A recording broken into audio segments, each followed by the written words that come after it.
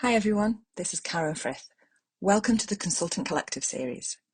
I've spent the last 10 years working with and learning from some of the best consultants in the market, and now many of them are joining me to discuss how they've built a thriving business, how they've survived huge shifts in the marketplace, and to share the secrets of their success with you. The one question everyone asks me is, how do I start my own consulting business? So the Consultant Collective series will provide answers. Join me and some of the most experienced consultants in my network to learn, apply, and share strategies to grow your consulting business. My name is Karen Frith, and welcome to the Consultant Collective series. So, Dan, you're an experienced business analyst, and although we've not worked together an awful lot, I think the one thing that struck me about you and your proposition is that you have definitely thought about moving, out of mainstream business analysis and more into the business architecture space. And as we were talking about, sort of how you could move into that space and the evolution, it became very apparent that you've really, chosen your niche very, very well. You've worked with a lot of legal organizations, professional service organizations, and you found the blue ocean in the language that we use in the academy. You found somewhere where actually your skills are recognized as being something that they don't have, which I thought was so refreshing to see that you've moved across different industries and you've identified somewhere that actually will value your skills. But what really, really grabbed me was when we talked about, your ambition to move to South America. I mean, wow, it's a huge move. You've got a small family, and it would be such an adventure, I think, for the family and for your daughter to grow up over there. So that was a brilliant piece of information, and it just really laid the foundation for the way we've worked together in the past few months around, if that's what you want to do, what do you have to do now in order to make that a reality in the next 3 to 5 years? And you've taken on board every challenge that we've thrown at you. You've been an active member of our Pulse calls. You turn up to office hours and always contribute, which is, the rest of the team has really found valuable. And I think, looking ahead, the business architecture, the emerging markets, your ability to go into a niche that really values your expertise. I mean, it's setting you up for success, I think, in the next few years. So I'm really interested to understand whether the last 12 months have given you more of an opportunity to focus on that, or actually you already had those plans in flight and, COVID didn't really impact them at all. But what was 2020? What did it allow you to do that maybe you didn't have in your plans?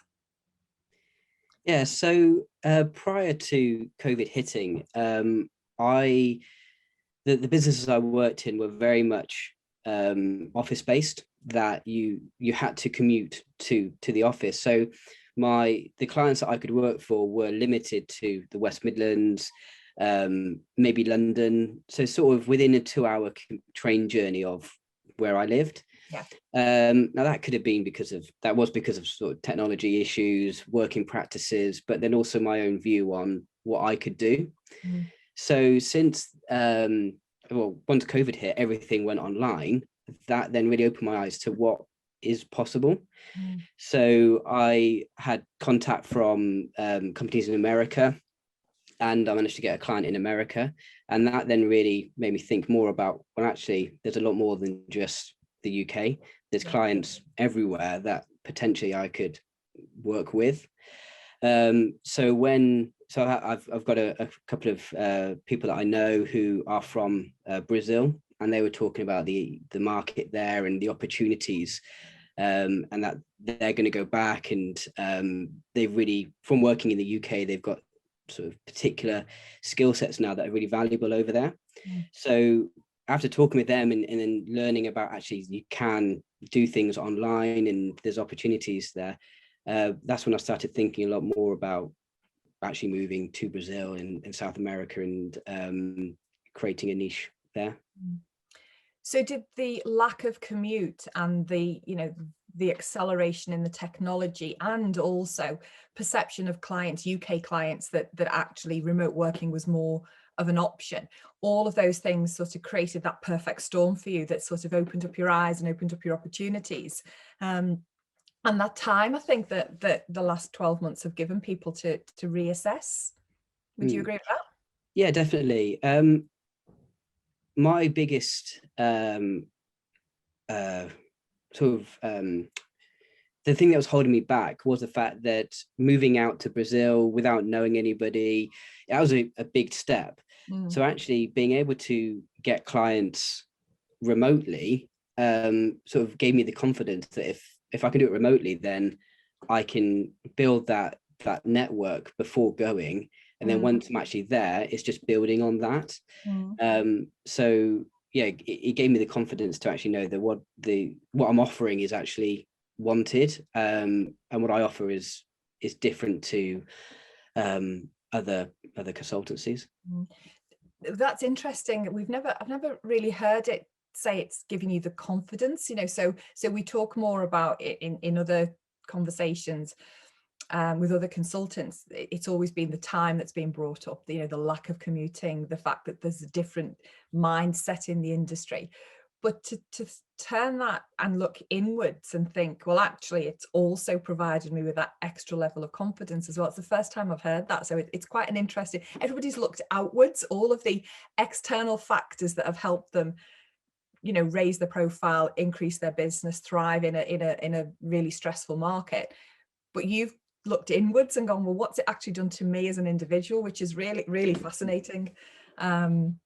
And you've always come across as quite a confident person, to be honest with you. So I suppose it's not your own personal confidence, it's confidence in your ability to break into another market.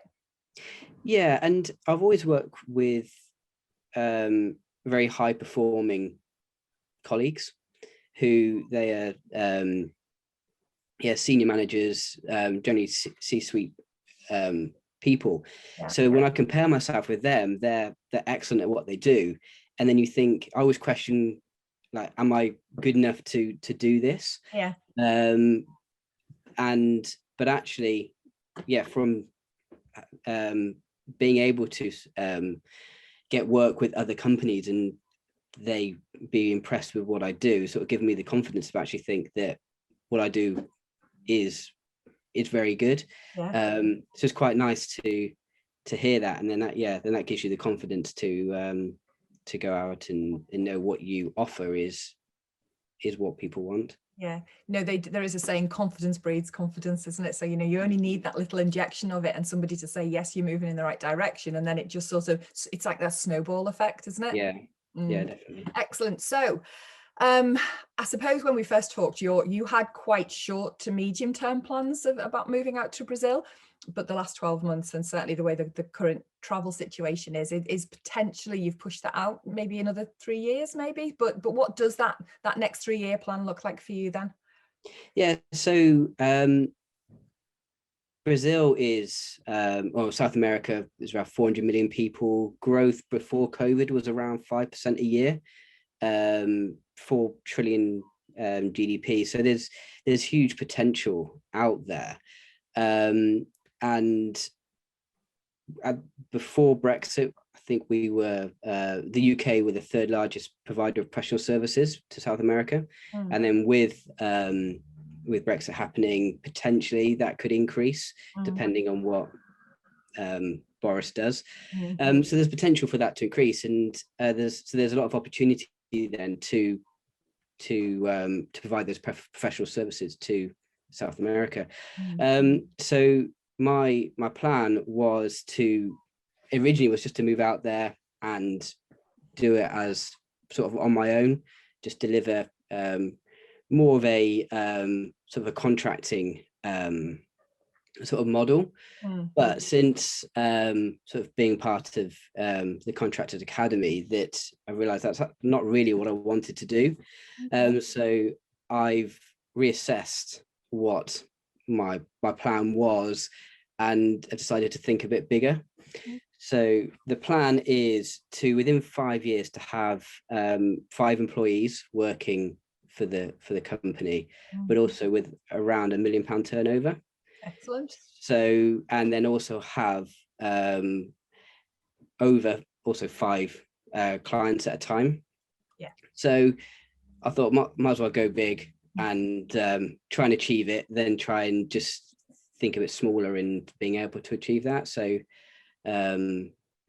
yeah, so in terms of actually moving out there, probably within the next 2 years, hopefully. But I wanted to sort of build my network up before moving out there. Yeah. And is it your network or is it a client base as well? Would you try to get a couple of clients over there whilst you were still living here so that you could manage the transition in a more in a smoother manner? Yeah, so I guess I sort of use the interchangeably, the network and the client. So what I want is to have clients here, clients in South America whilst in the UK, so that I've then got those contacts and I've got the evidence to prove that I can deliver. So when we move out, then we've got those that I guess, what do you call it? The evidence to show that we can deliver. Got that credibility in the marketplace as well. Yeah, we're not just some random British people that have moved over there hoping to make it. We've already started delivering. And that just, as you said, brings more credibility to what we're doing. Yeah, you can establish your brand a little bit as well, can't you? So you can make it so that you can, you can grow organically. You can seed what that message needs to be in the local markets. You can start that virtual networking and potentially some in-person networking in the next couple of years to build that foundation for your company. So by the time you move out there, the bulk of it will, the bulk of the hard work, the heavy lifting, you've given yourself the time to do it. You don't have to acquire or grow, at an accelerated pace. You're starting now to grow slowly, but consistently and with a solid foundation. I think it's a brilliant way to do it, rather than just land, with a suitcase in a new company, in a new country and go, well, what do we do now? And that's what I found. So I've got some other, some people that I know who've set up companies in America, and that's one of the biggest issues they found was moving out there cold and trying to win that business was very difficult because they didn't have that catalogue of wins under their belt which they could show potential clients. So it was very difficult for them to actually start winning business. So they were saying if they did it again, they would try and win business before going out so it adds credibility to what they're doing. And then also they can be, then there's the recommendation side of it where they can win more clients through being recommended by the clients they already have. And I work a lot with teams in South America, and it doesn't really matter. You could have a team over in the UK when you move out there, and still that delivery arm is based in the UK if you build up your employee base over here, or you could have a team over there. It's you could have them in both locations, I suppose. It's not it's no longer a one size approach to any business model. I think now that's what the last 12 months has shown us. Anybody who can show that they're different in any way, it has got an edge. I fundamentally believe that. So that's good. So what does the next 12 months look like then? So we've talked about the sort of the medium to longer term and the foundations that you're putting down now, but immediately, what you're going to do is some of our team have talked about writing more books or a first book. Somebody, we've got lots of collaboration going on within the team. What are your immediate plans? So I was reviewing how I try and win clients, and I realized that whilst I will go for CEOs, PE, VC sort of decision makers. And whilst I'm good at what I do, there are plenty of other people that are also trying to get in front of those same people. So it's very difficult to differentiate yourself in front of them because they're very busy people. They have lots on their plate, lots of people are trying to get their attention. And how do you get in front of those people? And I was just finding it very difficult. And actually one of the Pulse calls, we were talking about supply chain. And I was thinking about what is the supply chain for mergers and acquisitions? And generally there's two two providers that every M&A needs. So that's accountants and then legal advice. Yeah. So I was thinking, well, if I can get in front of those people, those companies, and explain and show the value that I would bring to an acquisition, they can then provide the introduction, because they've already got the contacts, they're already delivering in that company. Yeah. They can then go to the CEO or whoever the decision maker is and say, look, I've got this other company, they'll add real value. Let's have a conversation. And then I can get in front of them without the CEO, without having to go through these other networking events where there's hundreds of other people trying to get in front of them as well. Yeah. Yeah. So that's, sorry. I was going to say, that's a really elegant way to do it as well, because you end up with them wanting to have a conversation with you rather than you trying to, open the door and get in front of them. It's much more sophisticated and it's just a better way to do business, I think. So it's great that you're thinking like that. So sorry, I interrupted. Yeah. So that's what I'm trying to build at the moment, and build those contacts and develop that. And then also that works well with the wanting to move over to South America, and the fact that there are companies, legal firms and accountancy firms that are moving over or opening branches out in South America. They're expanding out into that market. Yeah. So then that then gives me potentially contacts within and recommendations within the South American market through working in the UK. So that's my main focus. And so it's, at the moment, trying to find the places where they hang out, what networking events they go to, and just trying to build those relationships, which I think will probably be, for me at the moment, the best way of advertising and winning new clients. It absolutely is. So, in a room full of accountants or lawyers, you are going to stand out.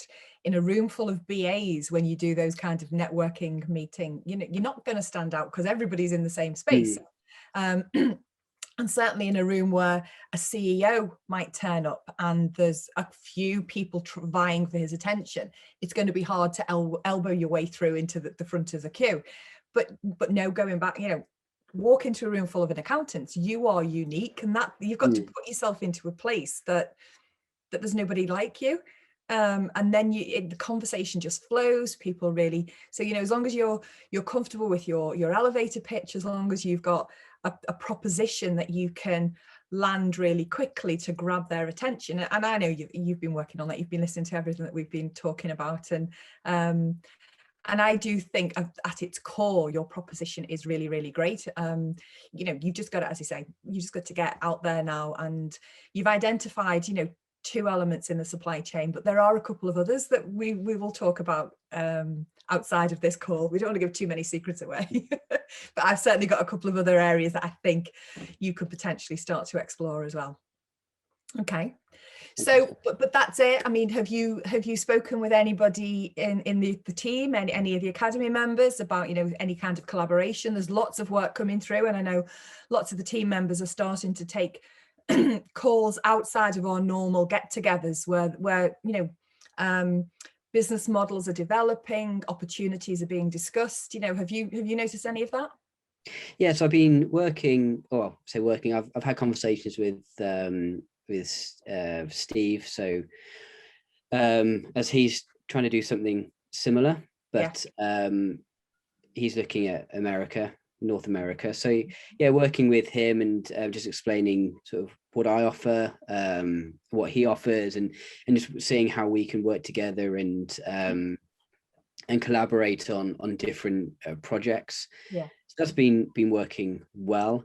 There's also a few other meetings that I've got arranged with other academy members to mainly just understand what they offer and what I can offer, and how we can complement each other with more like a fractional basis.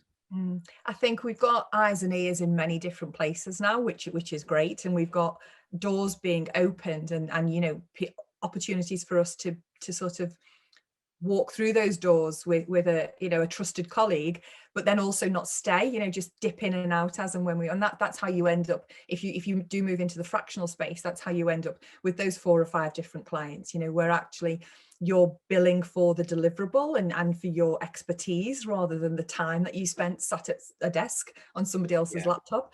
So I think, yeah, I think the market is providing us with so many opportunities now, and I think we're ready to capitalize, and certainly I think, you know, well, I know you are definitely capitalizing on it. So so yeah, well done, and thank you so much for your time today, answering the questions. You've shared probably a lot more than some of the others have shared. So so I think people are going to be really interested to hear how you've approached, you know, the challenges from last year and looking forward into 21.